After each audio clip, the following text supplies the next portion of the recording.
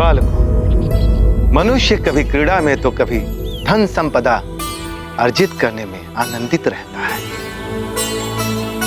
भौतिक सुखों के पीछे वो भागते भागते सारा जीवन व्यतीत कर देता है और अंत में सुख और शांति के लिए मंदिर और तीर्थों को ढूंढता है, किंतु उसे इस सत्य का आभास नहीं होता कि उसका सबसे बड़ा मंदिर और सबसे बड़ा पावन तीर्थ उसके घर में ही है। और वो मंदिर, वो तीर्थ स्वयं उनके माता पिता है। हनुमान, माता पिता की सेवा करके जो आनंद मिलता है वो समस्त सुखों से बढ़कर तो है ही, साथ ही वह उस मनुष्य को मोक्ष का अधिकार दे देता है। आप सत्य कह रहे हैं। ऐसा ही सुख मार्कंडेय को भी मिल रहा था। माता पिता भी बहुत प्रसन्न थे, किंतु उनकी प्रसन्नता में कहीं न कहीं एक अदृश्य पीड़ा छुपी हुई थी जो उन्हें हर क्षण सताती रहती थी। समय अबाध गति से चलता रहता है। मार्कंडेय के आयु के 10 वर्ष पूरे होने को थे। हाँ ऋषिवर, फिर क्या किया उन्होंने?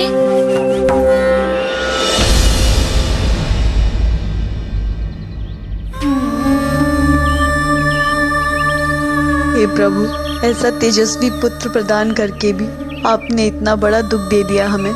चाहे तो मेरी आयु ले लीजिए महादेव, किंतु मेरे पुत्र को अधिक आयु प्रदान कर दीजिए। हरिओम। पिताश्री,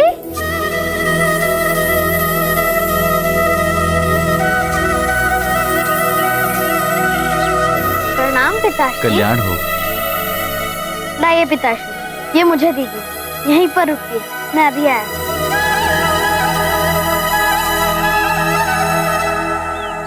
माँ, पिताश्री आ गए।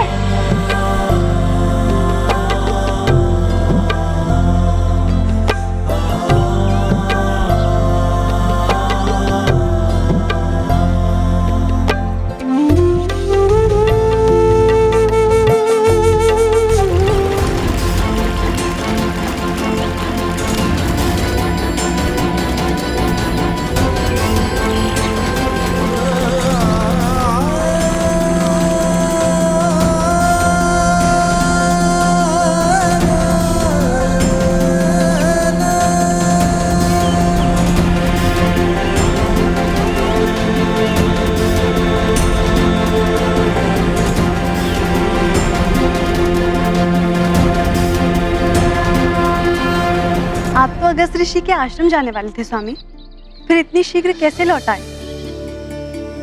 मार्ग में ऋषि व्योमकेश के शिष्यों ने बताया कि उनके गुरुदेव हमारी कुटिया में पधारने वाले हैं, सो मैं लौट आया। उनके स्वागत की व्यवस्था करनी है, वो कुछ समय में ही आने वाले हैं। ये तो सौभाग्य है हमारा कि स्वयं ऋषि व्योमकेश हमारी कुटिया को पवित्र कर देंगे। मैं अभी फलाहार की व्यवस्था करती हूँ। हाँ, मैं अभी उपवन से जाकर उनके लिए मीठे मीठे फल तोड़कर लाता हूँ। ये उत्तम संस्कार आप जैसे ऋषि ही दे सकते हैं।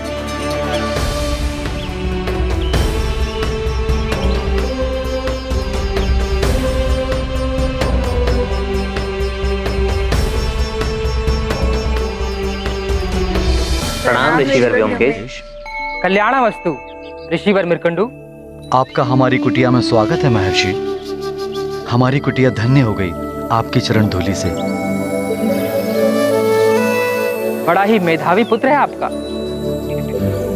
उसका उन्नत ललाट, दर्प से दमकता मुखड़ा और विनम्रता से झुके नेत्र, आपके पुत्र ने मेरा मन मोह लिया ऋषि। ऋषिवर, मार्कंडेय को आगे की शिक्षा के लिए मेरे गुरुकुल में भेज दीजिए। मेरा सौभाग्य होगा कि ऐसा तेजस्वी शिष्य मेरा हो।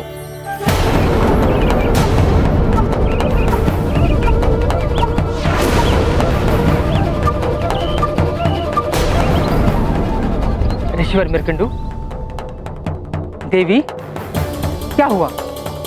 कहीं मैंने कुछ अनुचित कह दिया क्या? ऋषिवर, पहले आप पधारिए। पहले आप दोनों मुझे अपनी चिंता का कारण बताइए।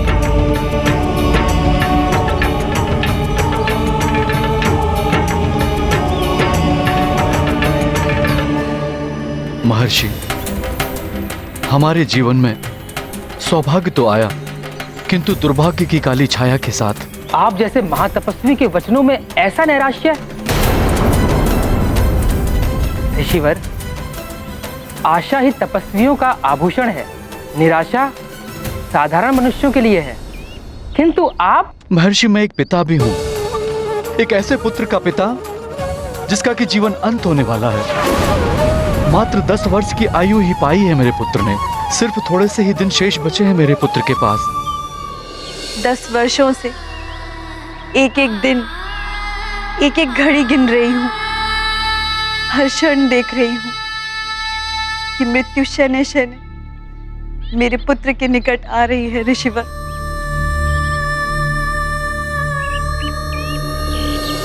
कैसी दारुण स्थिति है ऋषिवर।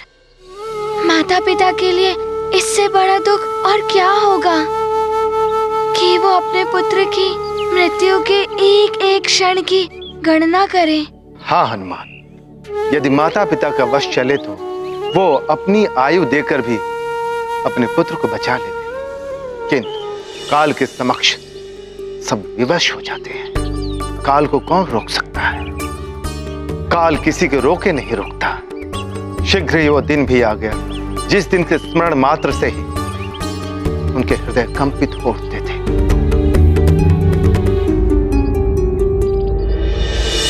हे प्रभु, ये कैसी विडंबना है। आपका वरदान अभिशाप की भांति प्रताड़ना दे रहा है। 10 वर्ष हो गए हैं आज मेरे मार्कंडेय के जीवन का अंतिम दिवस है ये। हम दोनों की आयु ले लीजिए प्रभु, लेकिन मेरे पुत्र को जीवन दान दे दीजिए दाता। हम पर दया कीजिए प्रभु, मार्कंडेय की आयु में वृद्धि कर दीजिए।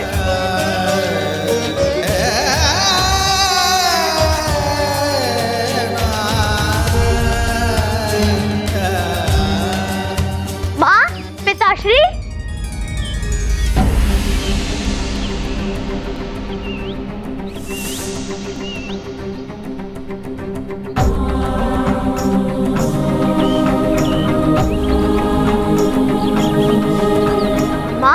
पिताश्री, मैं प्रातःकाल से ही आप दोनों का आशीर्वाद देने के लिए आपको ढूंढ रहा था और आप दोनों यहाँ मंदिर में हैं।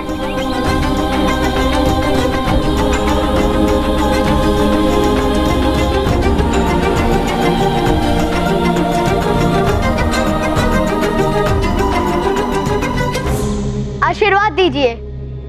आज आपका पुत्र 10 वर्ष का हो गया है।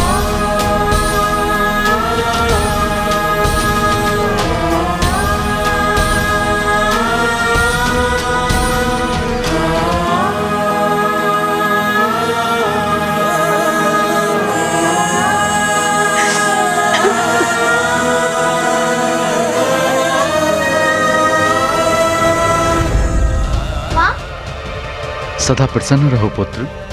माँ को क्या हो गया पिताश्री? कुछ नहीं पुत्र, प्रसन्नता से नेत्र भर आए होंगे।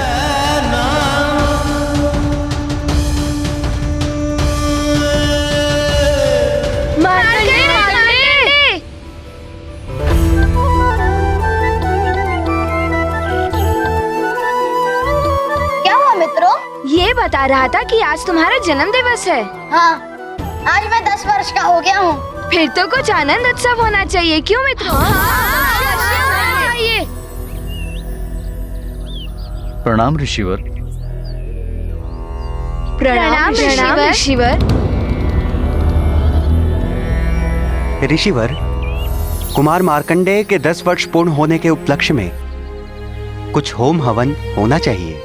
हाँ हाँ, साथ में भोज, मिष्ठान आदि भी। ठीक है ना मार्कंडेय? कैसी विडंबना है ये, जन्म और मृत्यु दोनों एक साथ। क्या सोच रहे हैं ऋषिवर? आज तो हर्ष का दिवस है।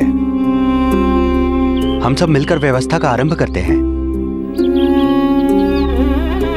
हाँ पिताश्री, भोज की भी व्यवस्था कराइए। कैसे समझाऊं तुम्हें पुत्र, ये आनंद भोज होगा या तुम्हारा मृत्यु भोज? हाँ, हम सब आनंद उत्सव मनाएंगे क्योंकि आज मेरे पुत्र का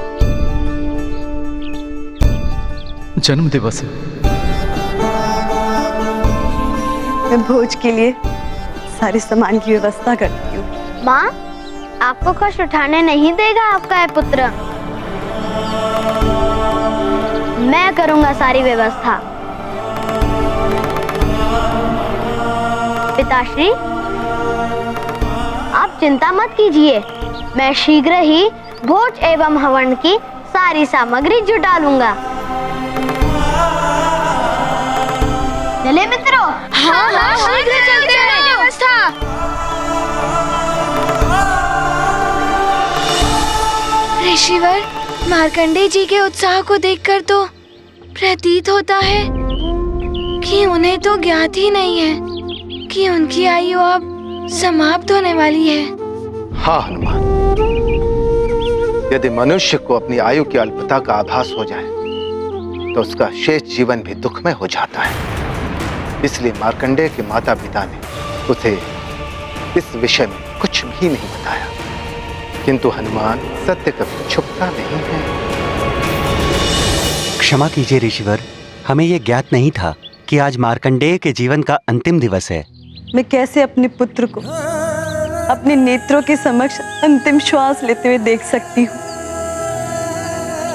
कोई तो उपाय होगा मेरे पुत्र के जीवन की रक्षा का।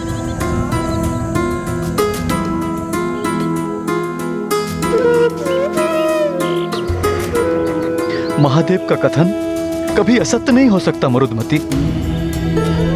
कदाचित हमारे भाग में इतना ही साथ लिखा था हमारे पुत्र के साथ।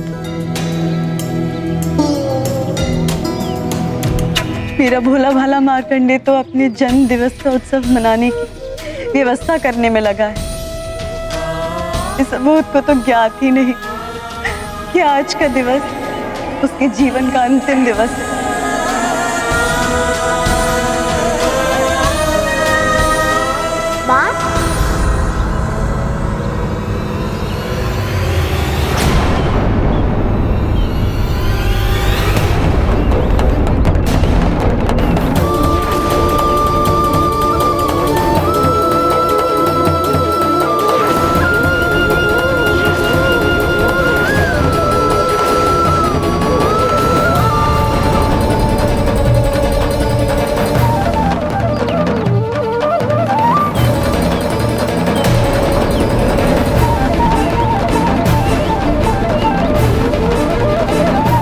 माँ,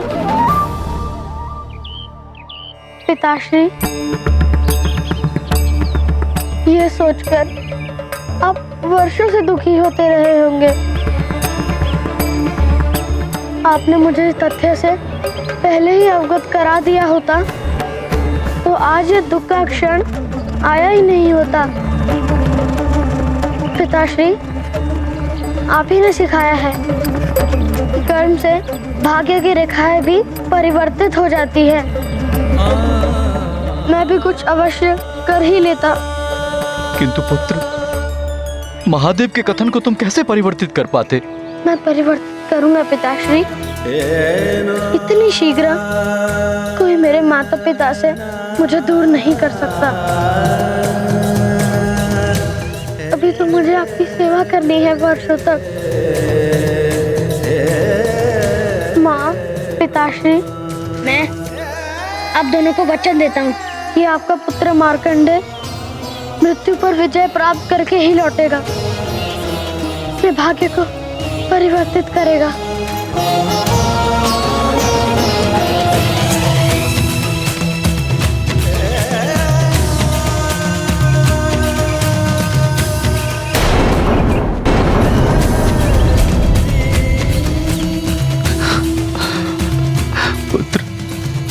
पुत्र मार्कंडेय,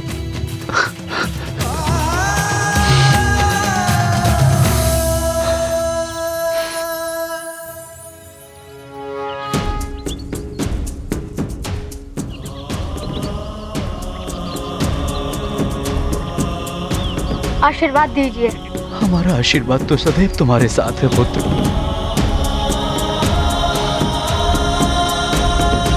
मैं शीघ्र लौटूंगा माँ। मार्कंडे! फिर क्या मार्कंडे जी अपने भाग्य को बदल पाए? क्या उनके माता पिता को दिया हुआ वचन पूर्ण हो पाया था या नहीं? मार्कंडेय ने अपने माता पिता को वचन तो दे दिया था, किंतु उन्हें स्वयं ज्ञात नहीं था कि वो उस वचन को पूर्ण कैसे करेंगे। हाँ ऋषिवर, फिर क्या किया उन्होंने? हाँ ऋषिवर, बताइए ना फिर क्या हुआ था? ऋषिवर बताइए ना फिर क्या? बस दुखी हृदय लेकर बालक मार्कंडेय निकल पड़ा वन की ओर।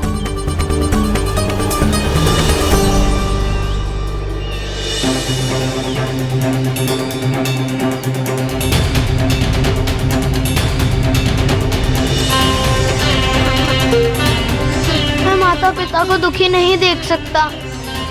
क्या करूं मैं? हे महादेव, आप ही ने मुझे ये जन्म दिया है। अब आप ही मुझे कोई मार्ग दिखाइए। श्रीमन नारायण नारायण हरे हरि, श्रीमन नारायण नारायण हरे हरि, श्रीमन नारायण नारायण हरे। देवर्षि नारद, रुकिए। चरण वंदन देवर्षि।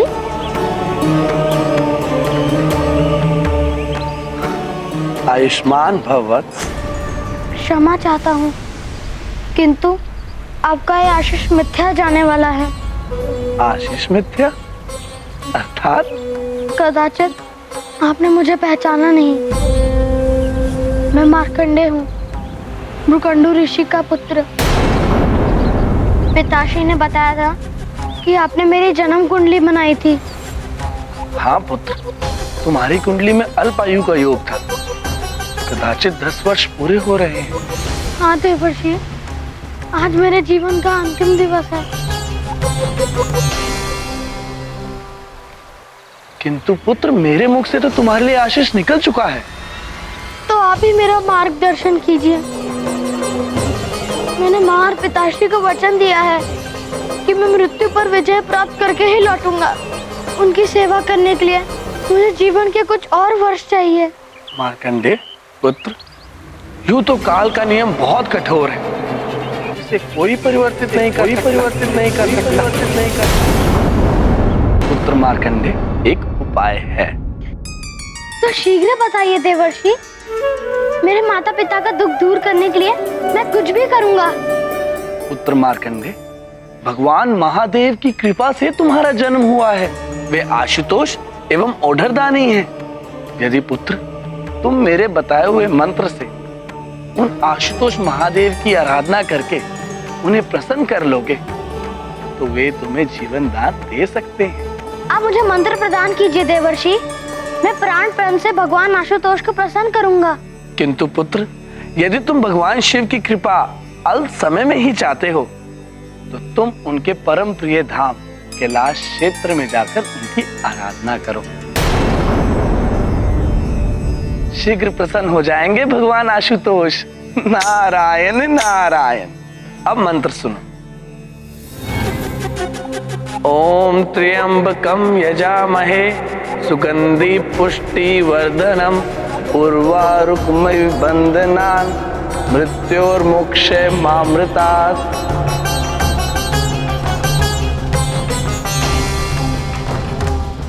मैं अभी केदार क्षेत्र में जाकर शिव जी की आराधना आरंभ करूंगा। मैं प्राण प्रण से भगवान आशुतोष को प्रसन्न करूंगा। मुझे आशीर्वाद दे देवर्षि। मेरा आशीर्वाद सदैव तुम्हारे साथ है पुत्र। कल्याण हो। मंत्र स्मरण रखना। नारायण नारायण। किंतु ऋषिवर, देवर्षि नारद जी ने जो मार्कंडेय जी को मंत्र दिया था, इस महामृत्युंजय मंत्र में ऐसा क्या है कि देवर्षि नारद ने मार्कंडेय जी को यही मंत्र दिया?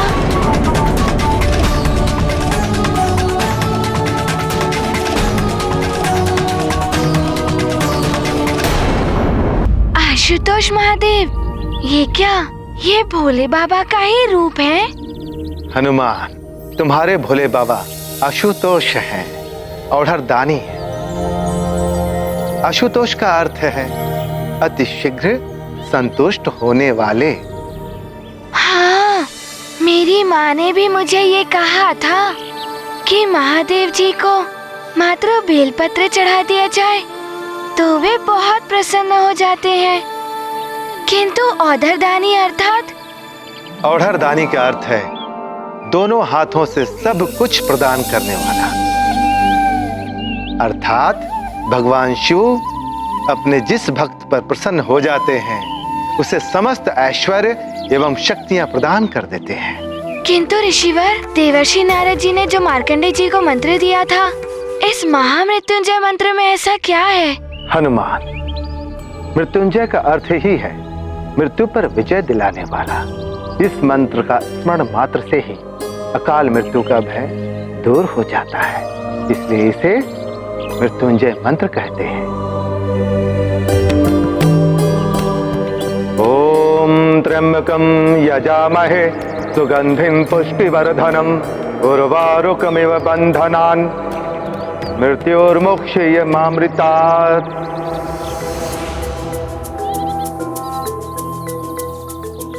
मृत्यु पर विजय, ये तो सर्वश्रेष्ठ मंत्र होगा। ऋषिवर, आप इस मंत्र के बारे में विस्तार से बताइए और हनुमान की जिज्ञासा शांत कीजिए। अवश्य। इस मंत्र में 33 अक्षर हैं। 35 अक्षर? हाँ, बाल को, अक्षर को ब्रह्म माना गया है। हाँ ऋषिवर, मुझे स्मरण है, माँ ने मुझे बताया था अक्षर ब्रह्म के बारे में, जब मुझे सर्वप्रथम ओम लिखना सिखाया था माँ ने। ओम ही ब्रह्मनाद है, इसी से यह सारा संसार बना है। बालकों, इस मंत्र के 33 अक्षर 33 ब्रह्म अर्थात 33 देवताओं के प्रतीक हैं। मारुति उत्सुक शिव संज्ञान, चाहे आशुतोष का ज्ञान। शीघ्र तुष्ट जो आशुतोष वो, अवधरदानी शिव निर्दोष वो।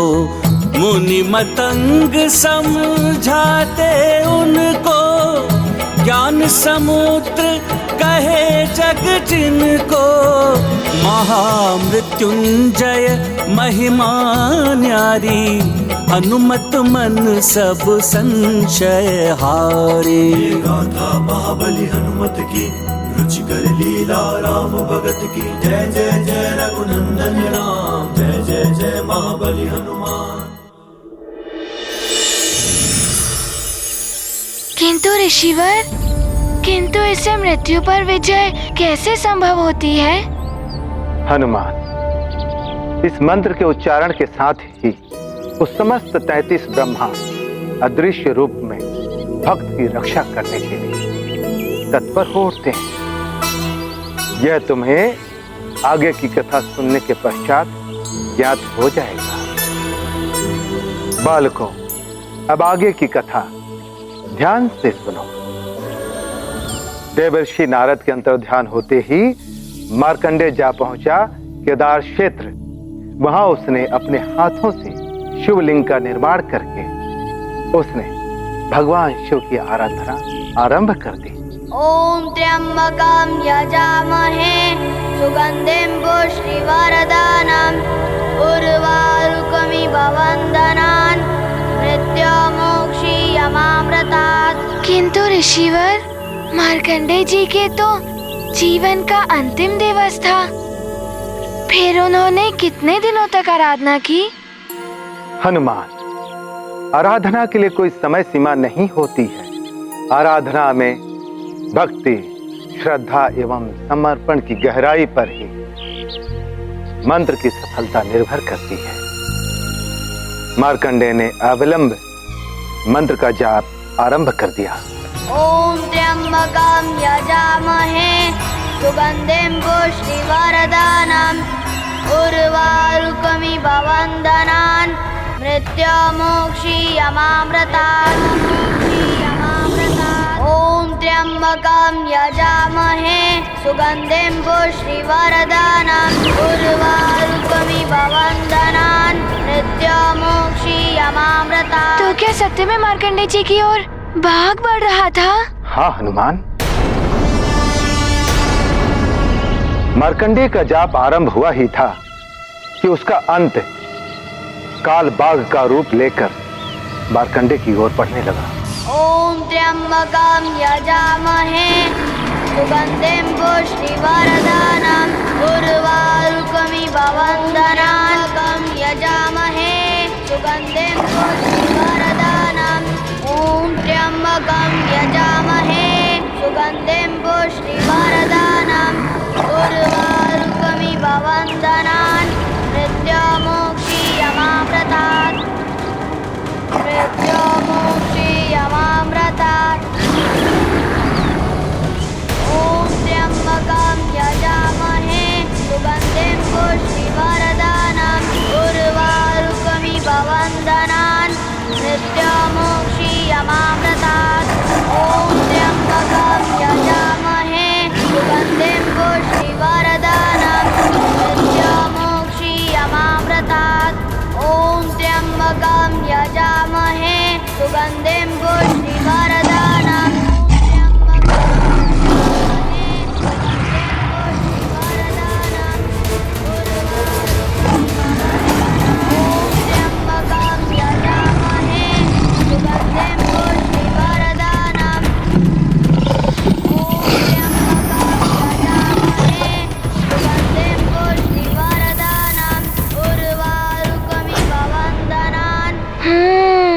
देवी माँ का वाहन है सिंह, उन्होंने ही रक्षा की होगी मार्कंडेय जी की। जब भक्त पूर्ण श्रद्धा और भक्ति के साथ तप में लीन होता है तो प्रकृति भी उसकी रक्षा करने के लिए तत्पर हो उठती है। प्रकृति को भी देवी माँ का ही रूप माना जाता है।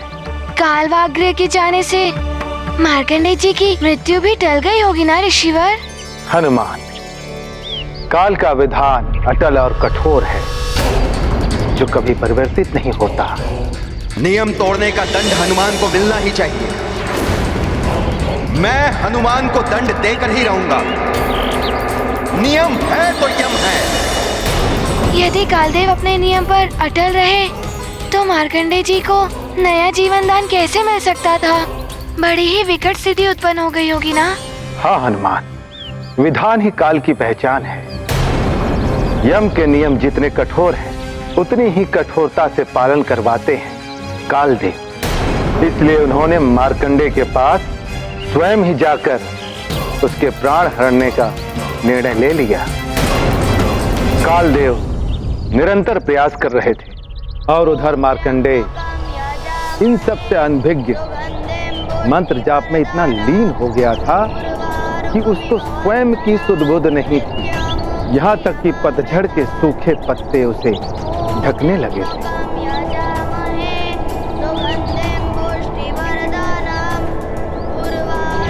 मार्कंडेय, मार्कंडेय,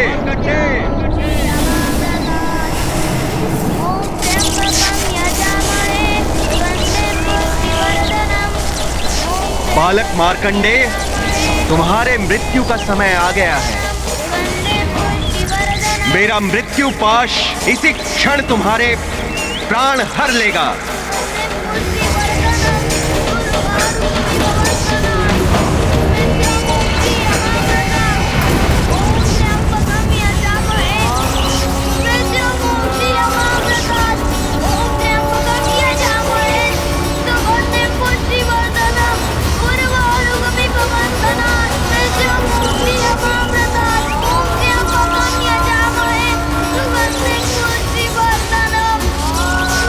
ये तो उचित किया मार्कंडेय जी ने कि उन्होंने शिवलिंग को पकड़ लिया। एक प्रकार से भोले बाबा के शरण में चले गए होंगे वो। हाँ हनुमान, उन्हें मंत्र की शक्ति और भगवान शिव पर पूर्ण विश्वास था।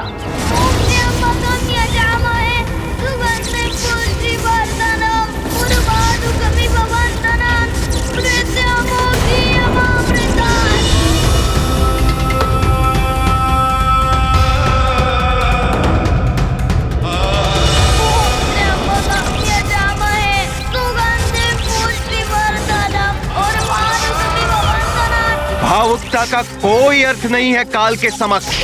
सर्वोपरि है काल के नियम। नियम है तो यम है।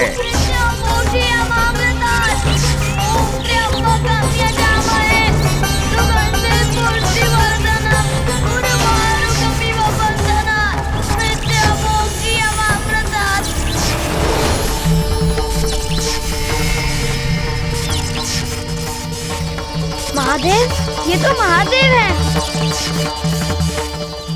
अब तो मेरा महादेव है मेरे साथ। ओम त्र्यंबकम यजामहे सुगंधिं पुष्टिवर्धनम् उर्वारुकमिव बन्धनात् मृत्युमुक्षीयमामृतात्। मार्कंडेय, ओम त्र्यंबकम यजामहे। महादेव भी नहीं बचा पाएंगे तुम्हारे प्राण आज मुझसे। उर्वारुकमिव बन्धनात् मृत्युमुक्षीयमामृतात्। उर्वारुकमिव बन्धनात् मृत्युमुक्षीयमामृतात्।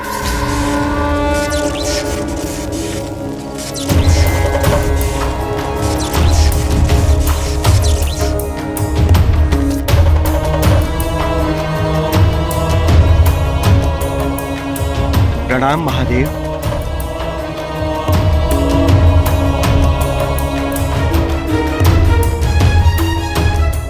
महादेव, आप तक मेरी करुण पुकार पहुंच ही गई। कोटि कोटि प्रणाम शिव शंकर।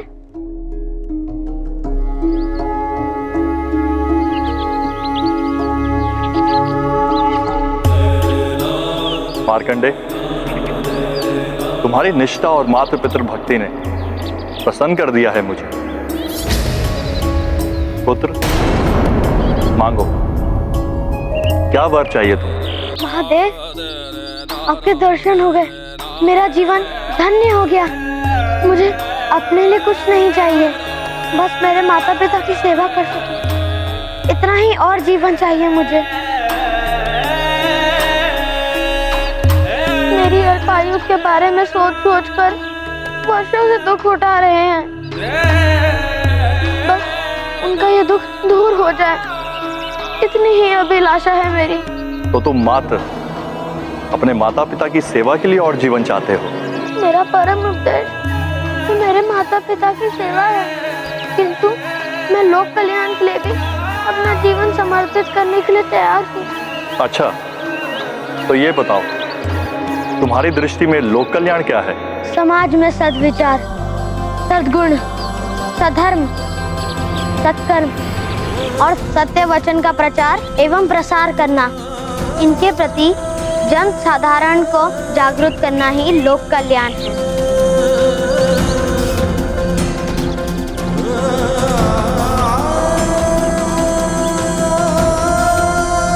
मार्कंडे, तुम्हारी तेजस्विता ने तुम्हें इस युग दृष्टा मंत्र का नियामक बना दिया। मैं तुम्हें दीर्घायु होने का वरदान देता हूं।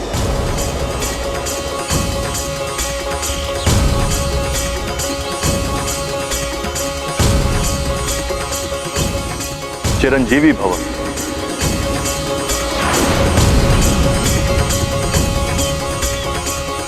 ये क्या किया आपने महादेव? ये असंभव है।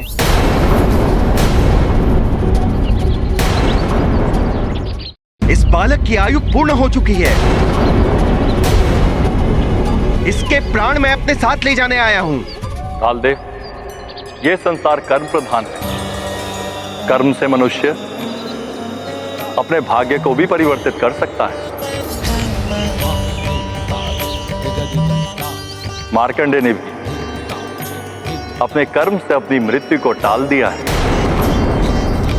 इसलिए अब आप भी अपने धाम को लौट जाइए।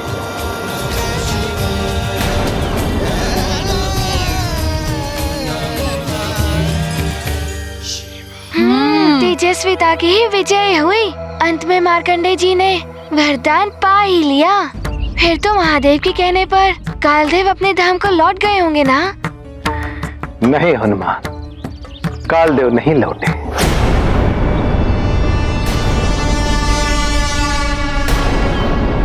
आश्चर्य है, सृष्टि के सूत्रधार त्रिदेवों में से एक महादेव के कहने पर कालदेव नहीं माने। फिर क्या किया कालदेव ने? कालदेव अपने नियम से बंधे हुए थे। उन्होंने कहा, क्षमा करे भगवान, किंतु आप ही ने मुझे काल व्यवस्था सौंपी है। आयु पूर्ण होने पर आत्मा को ले जाकर उसे कर्म फल प्रदान करना ही मेरा धर्म है। इस बालक की आयु पूर्ण हो चुकी है, अब मुझे उसकी आत्मा ले जानी होगी। मुझे मेरा धर्म निभाने दे प्रभु। कालदेव, सत्कर्म सब धर्मों से ऊपर है। जगत के हित के लिए सत्कर्म को प्रधानता देना मेरा ही नहीं, आपका भी कर्तव्य है। अतः अब आप ये धर्म हट त्याग कर मार्कंडेय को आशीर्वाद प्रदान करें और काल लोग लौट जाएं।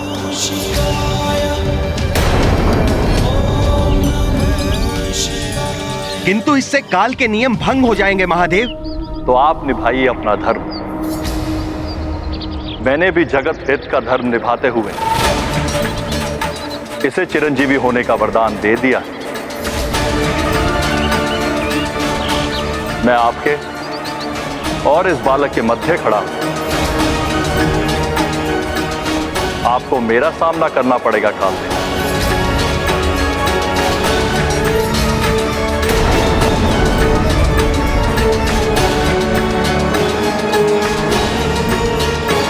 जैसी आपकी आज्ञा प्रभु।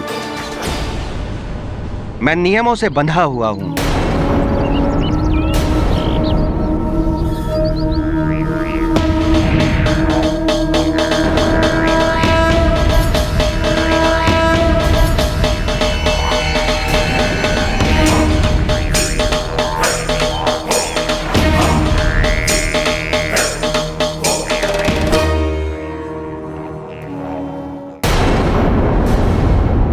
वायु के टकराने से पर्वत नहीं हिलते, ये बोध है मुझे। किंतु मैं अपना धर्म नहीं त्याग सकता, चाहे मेरा नाश हो जाए। मुझे क्षमा कीजिए महादेव, ये विवशता है मेरी।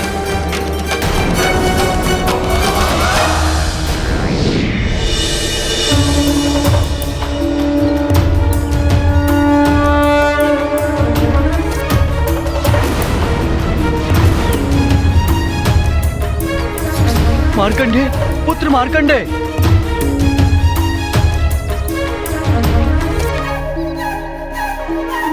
प्रणाम महादेव।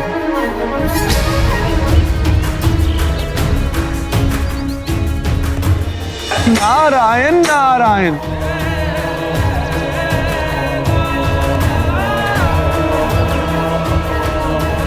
मुझे भी इस बालक की भक्ति और तेजस्विता ने विवश कर दिया है कालदेव। आप करिए प्रहार। अर्थात कालदेव अपने धर्म पर अड़े रहे। हाँ हनुमान, मनुष्य को कभी धर्म के लिए हठ नहीं करना चाहिए। धर्म का हठ विडंबनाओं और विवादों को जन्म देता है। इस महाटकराव की भीषणता का आभास सबको था, इसलिए इसे रोकने के लिए सभी देवता महादेव और कालदेव से गुहार लगाने के लिए पहुंच गए। किंतु कालदेव नहीं मान रहे थे, अतः मार्कंडेय स्वयं उनके बीच पहुंच गए। महादेव, क्षमा करें। मैं तो माता पिता की सेवा एवं जगत कल्याण के लिए आयु प्राप्त करना चाहता था,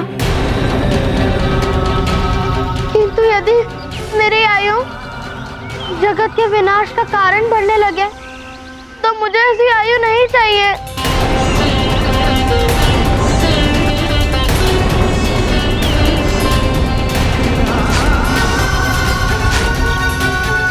एक और महादेव, दूसरी ओर कालदेव, दोनों के विकराल शक्तियों के मध्य आकर कहीं मार्कंडेय जी ने कोई भूल तो नहीं कर दी।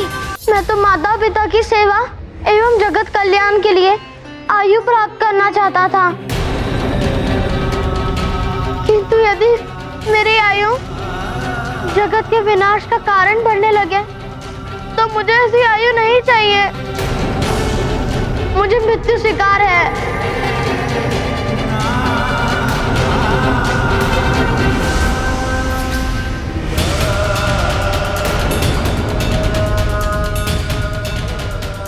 कालदेव, आप दोनों महाशक्तियों के युद्ध से मैं जगत का विनाश होते नहीं देख पाऊंगा। मेरे प्राण हर लीजिए, मैं प्रस्तुत हूँ।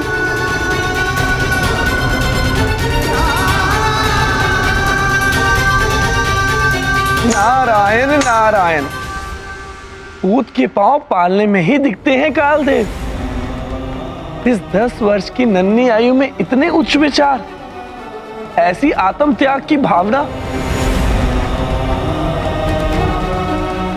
कालदेव, देवेश्वर महादेव ने ही आपको कालदेव के पद पर सुशोभित किया है। यदि महादेव मार्कंडेय को चिरंजीवी होने का वरदान देना चाहते हैं तो इसमें आपको कोई आपत्ति नहीं होनी चाहिए। जगत कल्याण के लिए यही ये वरदान दिया गया है। इसे रोककर आप जगत कल्याण के कार्य में बाधा उत्पन्न कर रहे हैं। किंतु यम के नियमों का क्या? यदि आप अपने नियम सर्वोपरि मानते हैं तो मैं प्रस्तुत हूँ। हर लीजिए मेरे प्राण। किंतु मेरे कारण कोई युद्ध नहीं होना चाहिए।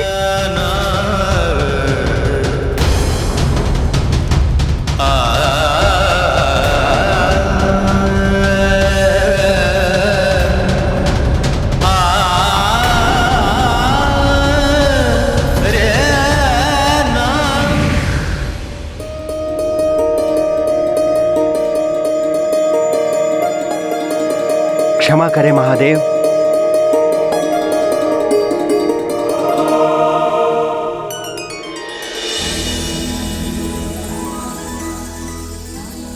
आज मार्कंडेय ने मुझे अन्याय करने से रोक लिया।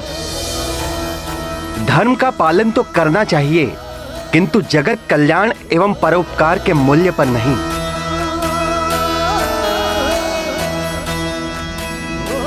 पर पीड़ा से बड़ा कोई अधर्म नहीं है और सुख से बड़ा कोई धर्म नहीं। नारायण नारायण, अंत भला तो सब भला। महादेव, आपका ये वरदान जगत का बहुत बड़ा कल्याण करेगा। महादेव की जय, महादेव की जय, महादेव की जय, महादेव की जय, महादेव की जय। महादेव, आपके भक्त की तेजस्विता एवं आपकी भक्ति की महिमा है जो ये प्रथम बार होने जा रहा है कि काल देव रिक्त हाथ अपने धाम लौटने वाले हैं।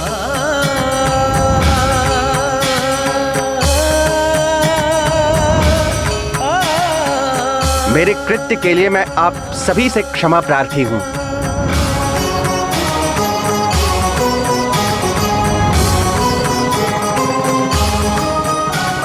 मुझे आज्ञा दे महादेव। प्रणाम।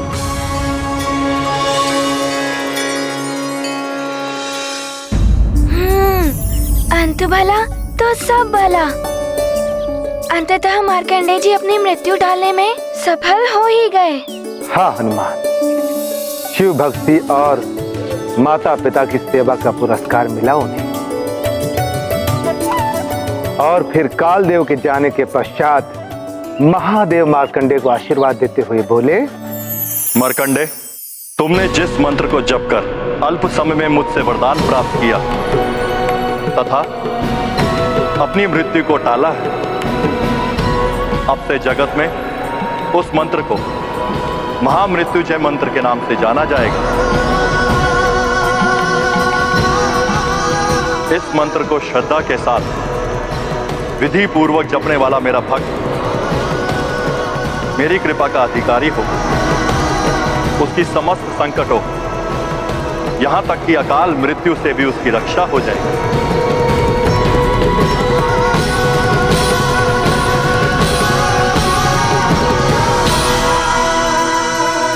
हे भोलेनाथ, आपने मुझे जीवन दान देकर मुझ पे बड़ा उपकार किया है। आपको कोटि कोटि नमन महादेव। आपको कोटि कोटि प्रणाम महादेव।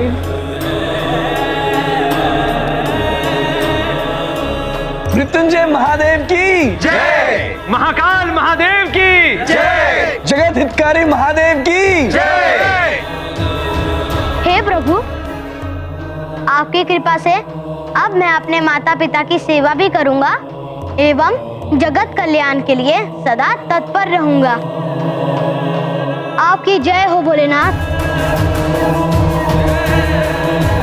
आपको कोटि कोटि धन्यवाद प्रभु।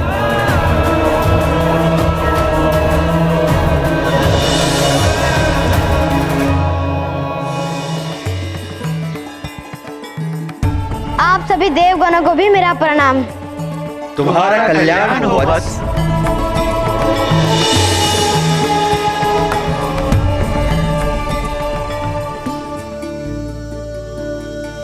माँ, पिताश्री। मार्कंडे पुत्र।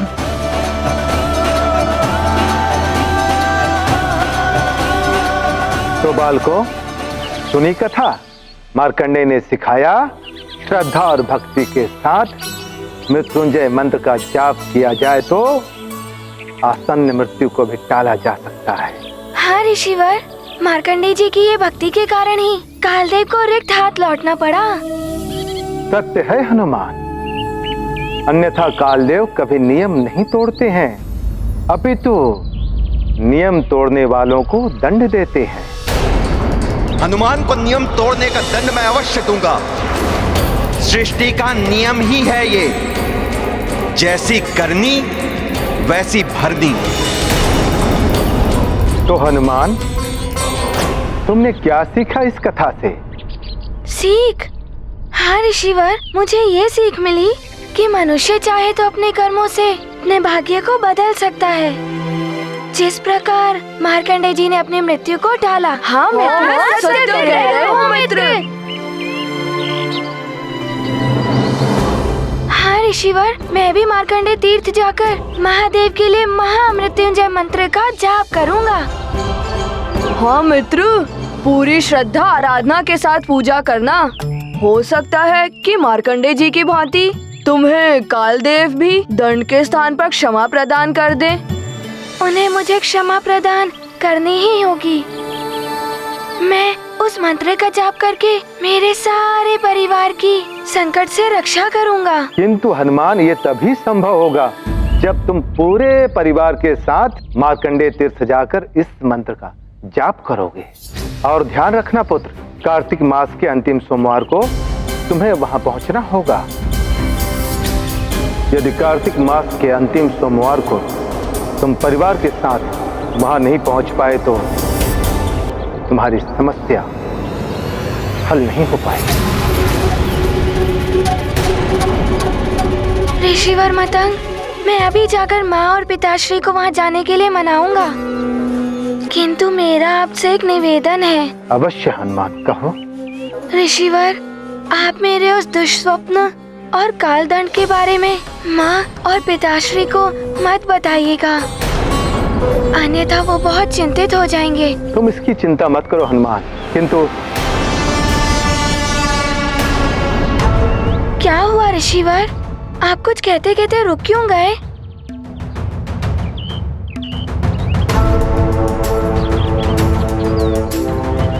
किंतु तुम्हें सावधान रहना होगा हनुमान।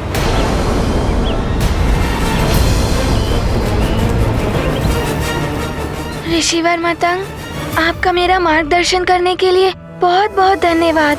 मैं सावधान रहूंगा। प्रणाम ऋषिवर। कल्याण हो। ऋषिवर, हमें प्रस्थान करने की आज्ञा दें।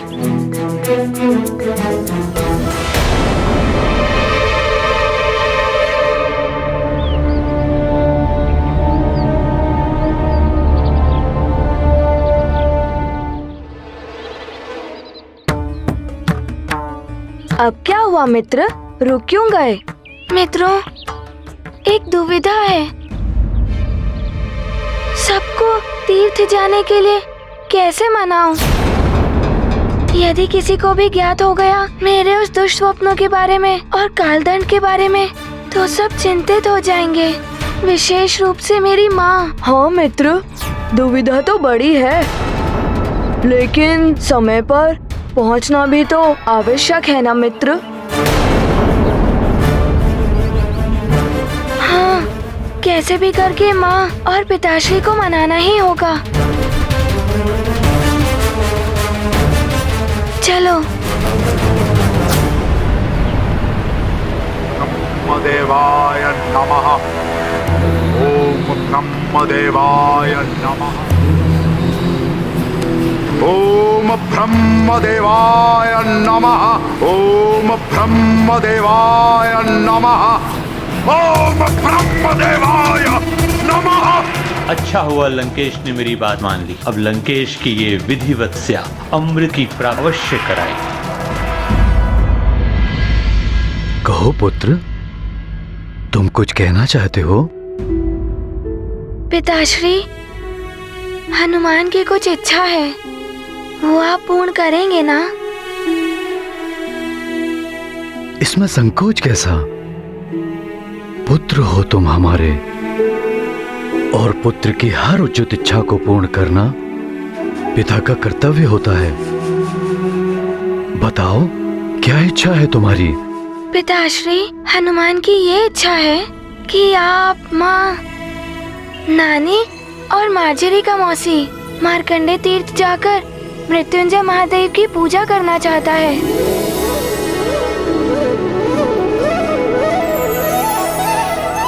ऋषिवर मतंग के पास गया था मैं, उन्होंने ही ऐसा करने का सुझाव दिया है।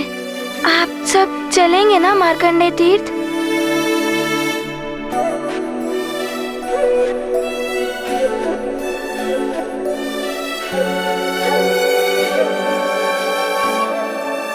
अवश्य पुत्र। अच्छा पिता वो होता है जो अपने पुत्र की उचित इच्छा का सम्मान करे। पिता तो पुत्र के लिए कुछ भी करता है, और फिर जब पुत्र तुम्हारे जैसा हो तो उसकी इच्छा के लिए मैं कुछ भी कर जाऊंगा। मेरे अच्छे पिताश्री, सबसे अच्छे।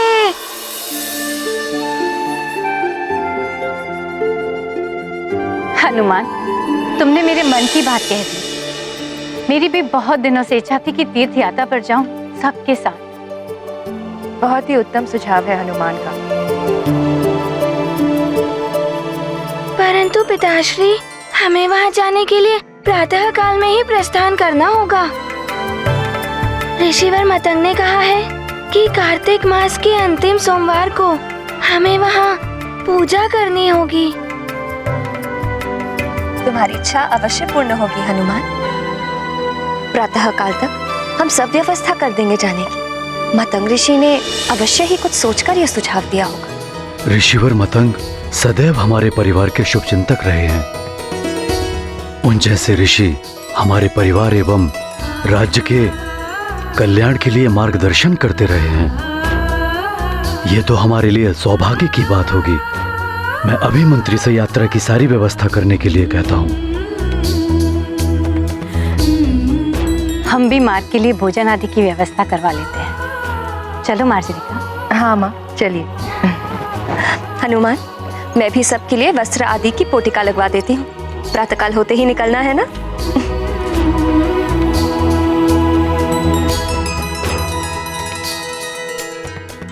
सब इतनी सहजता से मान जाएंगे, ये तो हनुमान ने सोचा भी नहीं था।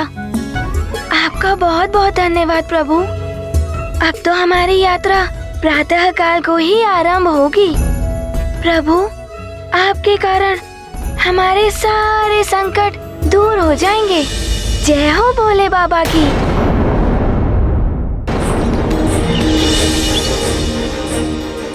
लो पुत्र, इन्हें दान करो।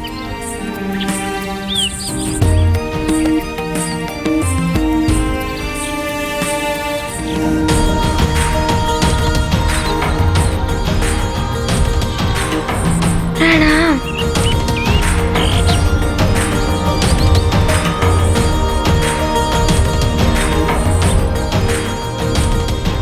मेरे सारे मित्र भी आ गए। हनुमान, हनुमान, हमें विलंब तो नहीं हुआ मित्र? नहीं मित्रों, तुम सब समय से ही आ गए हो।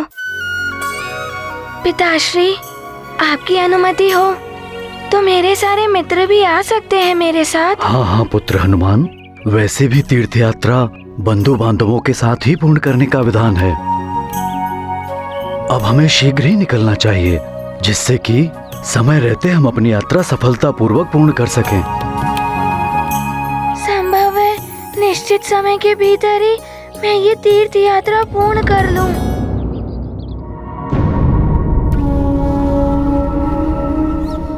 सफल नहीं हो पाएगी केसरी की तीर्थ यात्रा, ना ही जीवन यात्रा।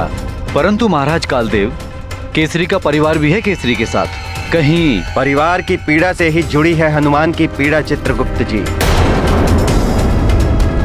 केसरी के प्राण हरने की व्यवस्था कीजिए, भेजिए यमदूतों को। जी प्रभु। आज्ञा दें ऋषिवर, प्रणाम। कल्याण हो पुत्र। स्वजन हेतु चिंतित हनुमान, महामृत्युंजय तीर्थ प्रयाण। सभी साथ जाते हनुमत के, भाव विभोर नेत्र मारुति के। क्रूर काल रच रहा योजना, परिवर्तित कर अपनी गणना। जन्म मरण है जीवन यात्रा, हनुमत कृपा बने जय यात्रा।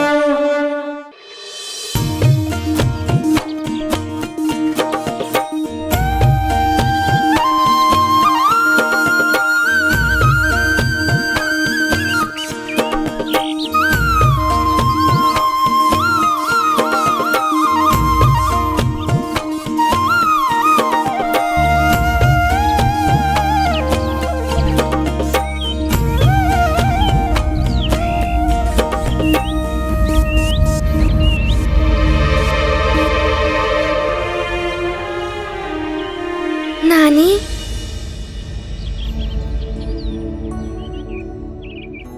आप क्लांत प्रतीत हो रही हैं। क्या मैं आपको कंधे पर बिठाकर ले चलूं? हनुमान, तुम तो एक ही क्षण में सबको अपने कंधे पर उठा के ले जा सकते हो पुत्र, किंतु तीर्थ यात्रा अपने पांव पर चल के पूर्ण करने में ही उत्तम फल की प्राप्ति होती है।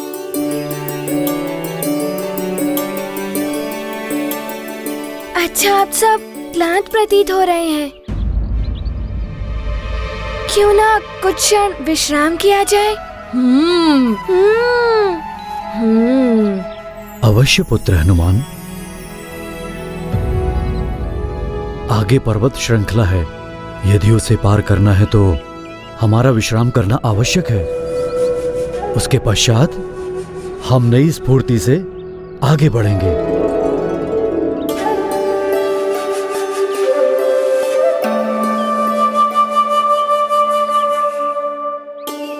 किंतु पिताश्री, हमें समय पर यात्रा पूर्ण करने का ध्यान भी रखना होगा। चिंता मत करो पुत्र, सब कुछ समय अनुसार ही होगा।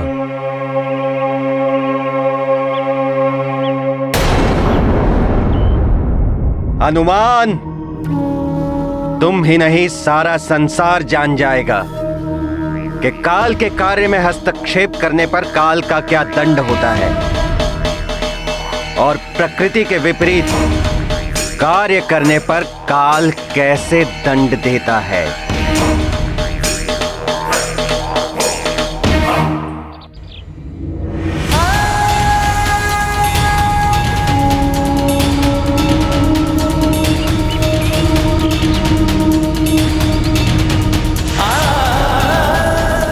विधान ही काल की पहचान है। यम के नियम जितने कठोर हैं, उतनी ही कठोरता से पालन करवाते हैं काल जी।